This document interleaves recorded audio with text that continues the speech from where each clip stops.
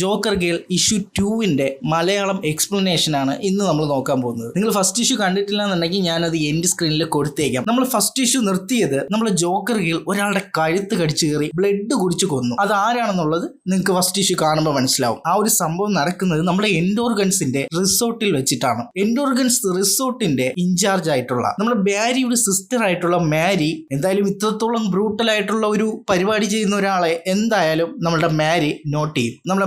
നമ്മുടെ ഒളിവിയെ ഓഫീസിലേക്ക് വിളിച്ചു. അങ്ങനെ നമ്മുടെ മാരി ഒളിവിയുടെ മുന്നിലേക്ക് ഒരു ഓഫർ വെക്കുകയാണ്. മാരി ചോദിച്ചു, ഒളിവിയ, ഇത് നിന്റെ തെറ്റല്ല. അയാൾ നിന്നെ ചെയ്തതിന് നീ അയാളെ പണിഷ് ചെയ്തു. എനിക്ക് നിന്റെ ധൈര്യം ഇഷ്ടമായി. എൻഡോർഗൻസിൽ ചേരാൻ നിനക്ക് താല്പര്യമുണ്ടോ? ഇത് കേട്ട ഒളിവിയ മാരിയുടെ അടുത്ത് ചോദിച്ചു, താല്പര്യമുണ്ട്, പക്ഷേ ഞാൻ എന്തിനത് ചെയ്യണം? എനിക്ക് സ്വന്തമായിട്ട് ക്യാഷ് ഉണ്ടാക്കാൻ കഴിയുന്നുണ്ട്. ഇത് കേട്ടപ്പോ നമ്മുടെ മാരി ഒരു കാര്യം പറഞ്ഞു. ബ്ലഡ് ആണ് ഒളിവിയുടെ വീക്ക്നെസ് എന്ന് മാരിക്ക് നന്നായിട്ട് അറിയാം. മാരി ഒളിവിയ എടുത്ത് ചോദിച്ചു, നീ ചൂടുള്ള ബ്ലഡ് കുടിക്കോ? ഇത് കേട്ടപ്പോ നമ്മളുടെ ജോക്കർ ഗേൾ ഒളിവിയ വേറെ ഒന്നും ചിന്തിക്കാതെ തന്നെ ഐ ആം റെഡി. കാരണം നമ്മളുടെ ഒളിവിയയ്ക്ക് അതൊരു ഹാബിറ്റ് ആണ്. അത് എന്തുകൊണ്ട് എന്നുള്ളത് നമ്മൾ ഇഷ്യൂ 1 പറഞ്ഞതാണ്. അങ്ങനെ നമ്മുടെ ഒളിവിയ എൻഡോർഗൻസിലെ ഒരു പാർട്ടായിട്ട് മാറി. ലൂമ ഫിറ്റ്നസ് എന്ന് പറയുന്ന ഒരു ജിമ്മാണ്. ഒരു മോർണിംഗ് 6:47 ആയിട്ടുണ്ട്. അവിടെ ആരോ ഒരാൾ നിന്ന് ഫോണിൽ സംസാരിക്കുകയാണ്. അച്ഛൻ നൈറ്റ് വരും. അമ്മ എവിടെ? നീ അമ്മയോടൊപ്പം പോയിരുന്ന് ആ ഒരു ടാബ്ലറ്റ്സും കഴിക്കൂ. അപ്പുറത്ത് നിന്നൊരു കൊച്ചു കുട്ടിയാണ് സംസാരിക്കുന്നത്. Okay dad, bye. അടുത്തതായിട്ട് നമ്മൾ കാണുന്നത് ഒരു പെൺകുട്ടി നന്നായിട്ട് പഞ്ച് ചെയ്യാണ്. അവളുടെ ആ ഒരു പഞ്ചൊക്കെ കാണുന്ന സമയത്ത് തന്നെ അറിയാൻ പറ്റും അവൾ നന്നായിട്ട് ബോക്സിംഗ് ഒക്കെ ചെയ്ത് ട്രെയിനർ ആയിട്ടുള്ള ഒരാളാണെന്ന്. അവളുടെ ഓരോ പഞ്ചിനും അത്രത്തോളം പവർ നമുക്ക് കാണാൻ പറ്റുന്നുണ്ട്. അയാൾ ആ ഒരു പെൺകുട്ടിയുടെ അടുത്ത് പറഞ്ഞു, ഹലോ, ഞാൻ ഡാനി ലൂമയാണ്, നിങ്ങളുടെ പുതിയ ട്രെയിനർ. ഇത് കേട്ടപ്പോൾ ആ പെൺകുട്ടി പറഞ്ഞു, ഹായ്, ഞാൻ അനബൽ, ബ്ലൂ ഷാഡോസിന്റെ ഹെഡ് ആയിട്ടുള്ള സാൻഡി ലൂമ. ഇത് കേട്ടപ്പോൾ ഡാനി പറഞ്ഞു, എന്റെ അച്ഛനെ അറിയുമോ? അനബിൾ പറഞ്ഞു, പിന്നെ നിങ്ങളുടെ അച്ഛൻ ഒരുപാട് തവണ എന്നെ സഹായിച്ചിട്ടുണ്ട്. അവർ ഇങ്ങനെ സംസാരിച്ചുകൊണ്ട് നിൽക്കുന്ന സമയത്താണ് പുറത്ത് ആരോ വന്നിട്ട് നമ്മൾ ഡാനി ലൂമയെ വിളിക്കുന്നു. നമ്മളുടെ ജോക്കർ ഗേൾ പുറത്തു വന്നിരിക്കുകയാണ്. അവർ തമ്മിൽ എന്തോ സംസാരിക്കുന്നുണ്ട്. ജോക്കർ ഗേൾ പറയുന്നുണ്ട് ഡാനിയുടെ അടുത്ത്, എനിക്ക് നിങ്ങളുടെ അടുത്ത് ഒരു കാര്യം പറയാനുണ്ട്, അങ്ങോട്ടേക്ക് ഒന്ന് വരുമോ എന്ന് ചോദിച്ചു. ഇത് കേട്ടപ്പോൾ നമ്മൾ ഡാനി പറഞ്ഞു, ഇവിടെ നിന്ന് തന്നെ പറയാമല്ലോ. ഒട്ടും പ്രതീക്ഷിക്കാതെ നമ്മൾ ഡാനിയുടെ തലയിലേക്ക് പുറകിൽ നിന്ന് ആരോ ആഞ്ഞു ഒരൊറ്റ അടി അടിച്ചു. ആ ഒരു അടിയുടെ ആഘാതത്തിൽ ഡാനിയുടെ തല നന്നായിട്ട് പൊട്ടി ബ്ലഡ് ഒലിക്കാൻ തുടങ്ങി. ഡാനിയുടെ തലയിൽ നിന്ന് ആ ഒരു ബ്ലഡ് ഒലിക്കുന്ന കണ്ടപ്പോൾ നമ്മളെ ജോക്കർ ഗേളിന് സ്വയം കൺട്രോൾ ചെയ്യാൻ കഴിയുന്നില്ല. ബോൺ മാർക്കോ നമ്മളെ എൻഡോർഗൻസിലെ മെയിൻ ആയിട്ടുള്ള ആളാണ്. അവന്റെ കയ്യിലിരിക്കുന്നത് കണ്ടാലേ ആ ഒരു പേരെങ്ങനെ വന്നതെന്നുള്ള മനസ്സിലാക്കാം. അവന്റെ കൈ ഇരിക്കുന്നത് ഒരു ബോണാണ്, കാലിന്റെയോ കൈയുടെയോ എല്ലാണെന്നുള്ളത്. ആ ഒരു എല്ല് വെച്ചിട്ടാണ് നമ്മളെ ഡാനി ലൂമയുടെ തല അടിച്ചു പൊളിച്ചത്. നമ്മൾ ജോക്കർ ഗേളാണെങ്കിൽ ആ ഒരു ബ്ലഡ് നക്കി കുടിക്കാൻ തുടങ്ങി. ബോൺ മാർക്കോ ഡാനിയെ നോക്കി ചോദിക്കുകയാണ്, എവിടെയാണ് ആയിഷ? നിന്റെ ഫാദർ അവളെ രക്ഷിച്ചോ? നീ ഇപ്പൊ ഉത്തരം തരുന്നോ അതോ എൻഡോർഗൻസിൽ കൊണ്ടുപോയി ഇത് സെറ്റിൽ ചെയ്യണോ? ഇത് കണ്ടുകൊണ്ട് മുകളിൽ നിന്ന് ഓടി ഇറങ്ങി വന്ന നമ്മളുടെ അനബൽ നീട്ടി ഒരു വിളി വിളിച്ചു, സ്റ്റോപ്പ്.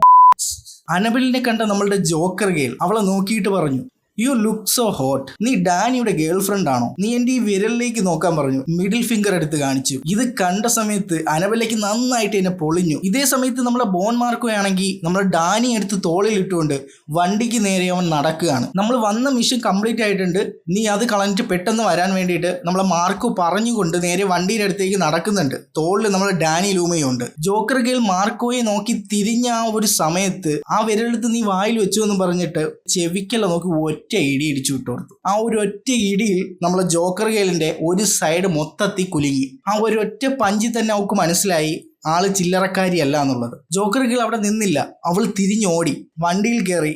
അവരവിടുന്ന് സ്ഥലം വിട്ടു. വണ്ടിയിൽ ഇരുന്നുകൊണ്ട് നമ്മളുടെ ജോക്കർ ഗേളിൽ നിന്ന് അലറുന്നുണ്ട്, മാർക്കോ, എനിക്ക് അവളുടെ ബ്ലഡ് വേണം. അപ്പോൾ ഇത് കേട്ടുകൊണ്ട് നമ്മളെ മാർക്കോ പറയാണ്, യെസ്, പക്ഷേ ഇപ്പൊ നമ്മളുടെ പ്രയോറിറ്റി അതല്ല.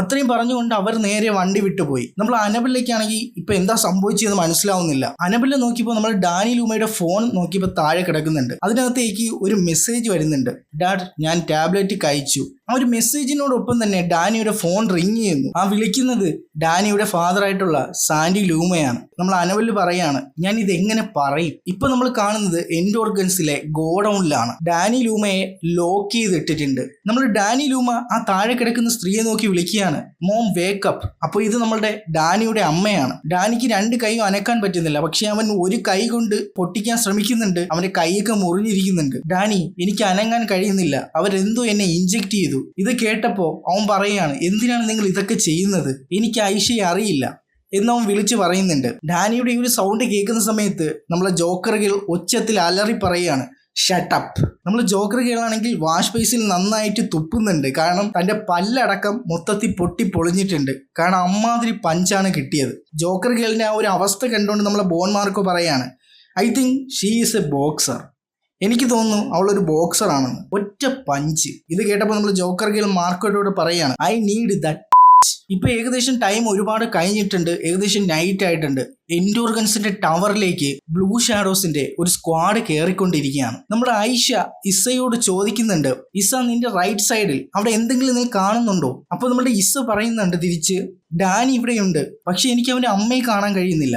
ഏരിയ ക്ലിയർ ആണ്, നീ അവിടെ ഹോൾഡ് ചെയ്യുന്നുള്ളത് നമ്മൾ ഐഷ ഇസയോട് കമ്മ്യൂണിക്കേറ്റ് ചെയ്യാണ്. നമ്മുടെ ഡാനി ലൂമയുടെ ഫാദർ ആയിട്ടുള്ള സാൻഡി ലൂമ ഹെഡ് ആയിട്ടുള്ള ബ്ലൂ ഷാഡോസിലെ സൈറൻ സിസ്റ്റേഴ്സ് ആണ് ഐഷ, ഇസ, നമ്മൾ നേരത്തെ ലൂമ ഫിറ്റ്നസിൽ വെച്ച് കണ്ട അനബൽ. നമ്മൾ ഐഷ അനബലിന്റെ അടുത്ത് പറയുന്നുണ്ട്, നമുക്കൊരു പ്രശ്നമുണ്ട്, ചീഫ് എവിടെ?